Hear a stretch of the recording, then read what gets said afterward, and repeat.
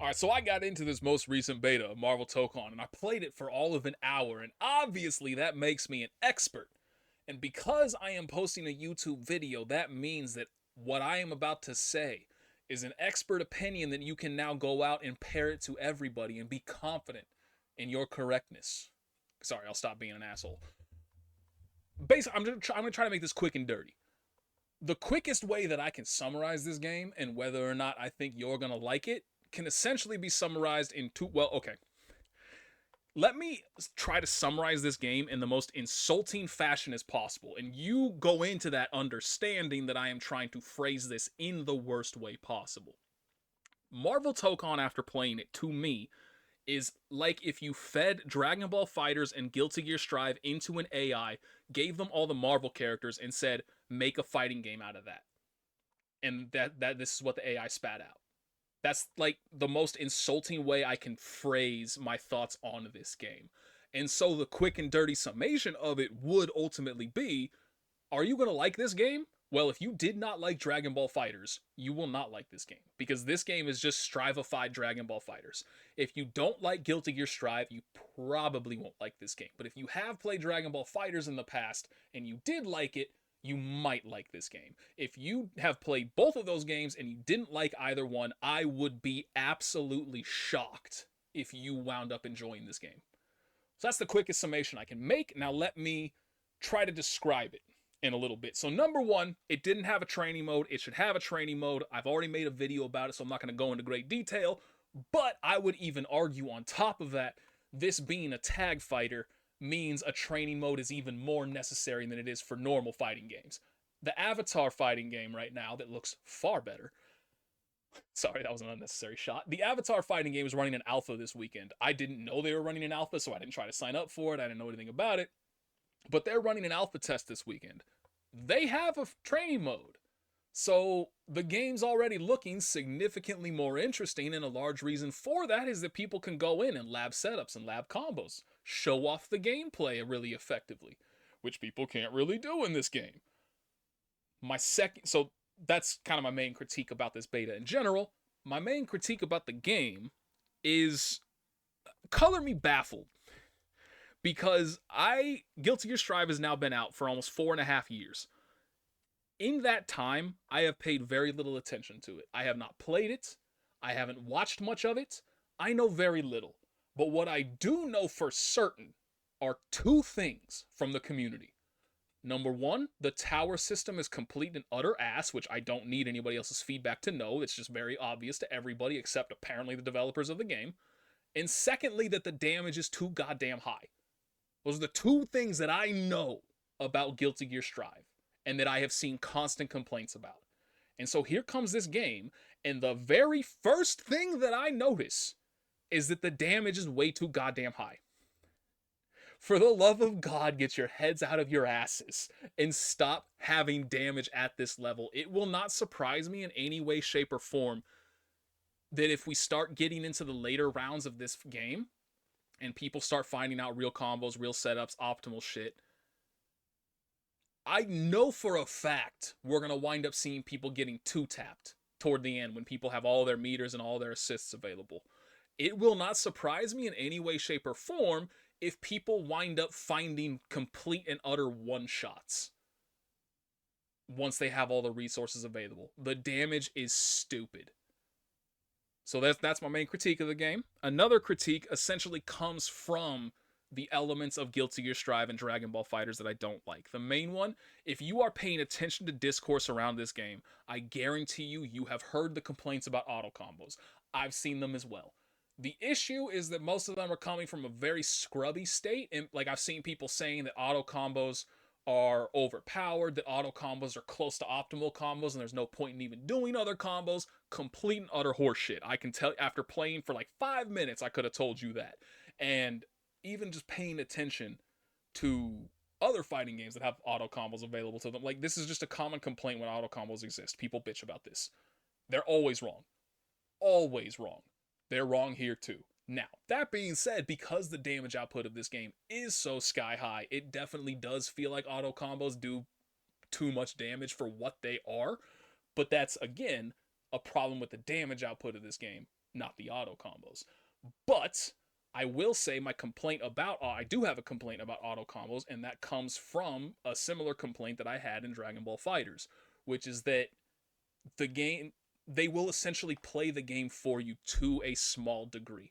They're not it's not as severe as from what I saw in Dragon Ball Fighters, but like it makes no sense to me how you can mash on a button and the auto combos will come out on whiff. And then why do all of these auto combos also have a lot of forward momentum associated with them? And then they will also auto correct themselves. Like all three of those elements, I hate it. And so because of that, it makes it more difficult to deal with them than it should actually be. That being said, it is still like I have only played this game for an hour. I have no plans on playing it further, and the reason for that is because I've played like 6, 7 people. I didn't even mean to do the whole 6, 7 thing. God damn it. Well, too late now.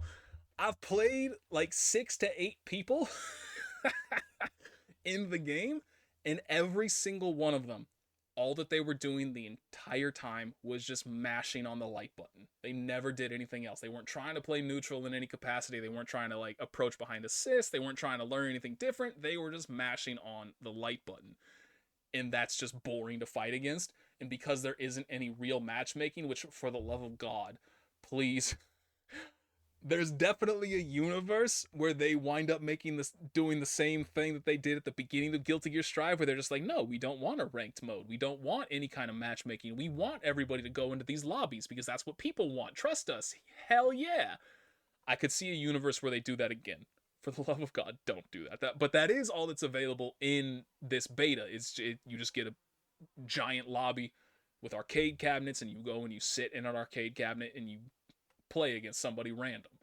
So there is no matchmaking. There's no kind of elo tracking anything. So there's no kind of guarantee of like, all right, once you get through this swarm of like button mashing, for lack of a better term, scrubs, you're going to start fighting against people that are closer to your level, that are also, they've played Tag Fighters before. They've played Dragon Ball Fighters before, so they kind of know the fundamental combo structure that exists in this game. So they're trying to use those. They're trying to use setups. They're calling assists, running mix-ups, so on and so forth.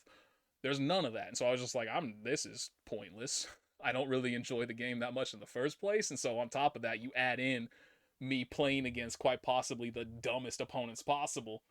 I'm just not interested in it. So that's where my main critique of auto combos comes from, is that they are not strong in any way, shape, or form, but they can be frustrating to deal with, and they shouldn't be. Like, if somebody's mashing auto combos to me on block, it should guarantee you a punish every single time, but that's not how it works. Some characters have safe on block auto combos. Like Captain America, I think the special that he uses might have even been plus on block. I'm not 100% sure. It would require more testing, but I did try to punish it, and I got with a light button, and I got punched in the face for it. But I think there was enough of a gap in there that I could have easily reacted with the counter button that you have, which is like back plus light plus assist or whatever. You can just throw that out there to counter stuff.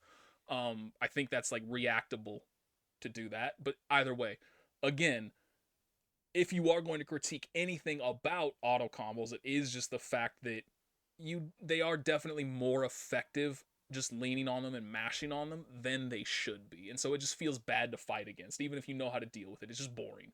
So that's kind of the main critique of auto combos for me. Now, going into the rest of it, I spoke about auto combos longer than I intended to. Everything else really comes just from Guilty Gear Strive, where like you have the wall breaks, you have like it's just constant like flow breaking things, random screen freezes, the wall breaks, the screen transitions, all of it. I just ew. And so, like, the main character that I played the entire time, I played, like, 95% Storm, then, like, 4% Spider-Man, and 1% Doom. So the vast majority of my time I spent with Storm.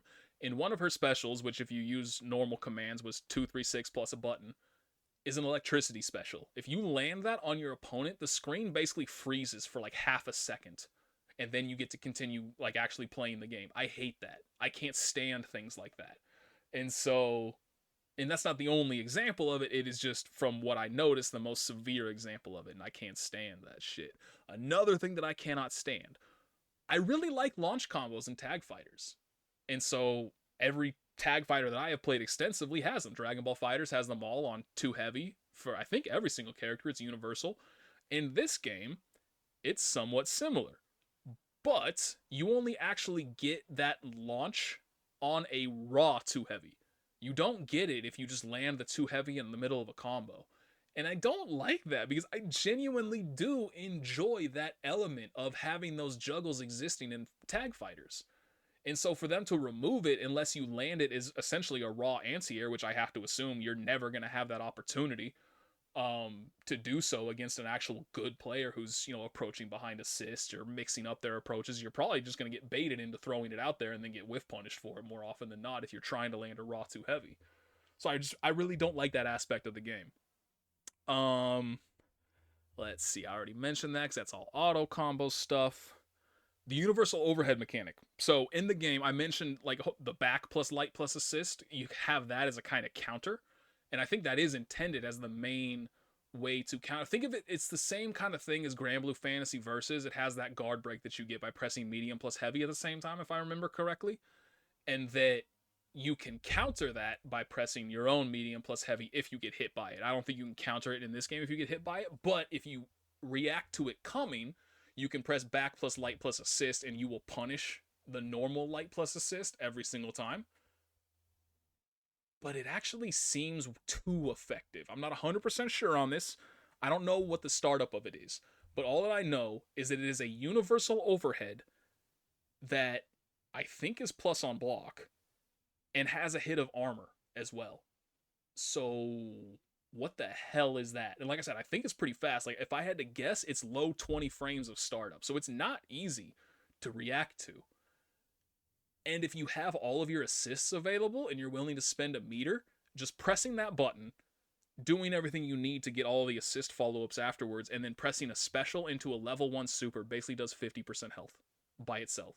That is crazy to me, which again, just dials it back to like the damage output of this game is comically high. But getting 50% just for that is just obscene. Like that's not even a level 3, just a level 1. What? It's insane to me. So those are my main critiques. And again, I can easily summarize this as just saying like this is strivified Dragon Ball FighterZ, and I say that in the most insulting manner possible because it's not in a good way. Which I guess from me, that's kind of irrelevant because I already dislike Strive. So anything that's been strivified, I'm saying insultingly. But, so it is just like, you know, if you're looking at this game and you're not sure if you're going to like it because you didn't get into the betas or you haven't played it or, you know, whatever. And you're just kind of like, am I going to like this game? I think very easily, if you've played Dragon Ball FighterZ in the past and you didn't like that game, there's no way you're going to like this game because this is just a worse version of Dragon Ball FighterZ. And then if you've played Strive and you don't like that and you did like Dragon Ball FighterZ, you're probably not going to like this game either because it brings in elements of Strive that I believe brings the experience down. And if you didn't like either of those games, like I said, I would be genuinely shocked to find anybody that's like, man, I hated Dragon Ball FighterZ and I can't stand Guilty Gear Strive, but this Marvel Tokon game, this is my shit. I just cannot see any universe where that exists. But I've been surprised before. So those are just my quick and dirty thoughts about Marvel Tokon. Like I said, kind of a disappointment. It's just all the tag fighters that are coming out have all, to me at least, been massive disappointments. But at least that Avatar game is coming out, which is not a tag fighter. I actually thought it was, thanks to the whole, like, because it looks like the fighters have an assist if you're just looking at, like, stills of the game. It looks like they have assists or something in the background. They don't. It's just, like, stances, kind of, sort of. Where, like, they have kind of different modes that powers up certain aspects of their gameplay. But there's, like, there aren't any assists or anything like that. So it's not a tag fighter. It's just a basic 1v1 fighter. But that's definitely looking like the best fighting game that's coming out. So now I got that to look forward to, and boy, do I hope that nothing happens there, because I may have to wash my hands entirely of fighting games if that game comes out and there's nothing there for me. Anyway, enough of that negativity. Hope y'all have a good day. Catch y'all later. Peace.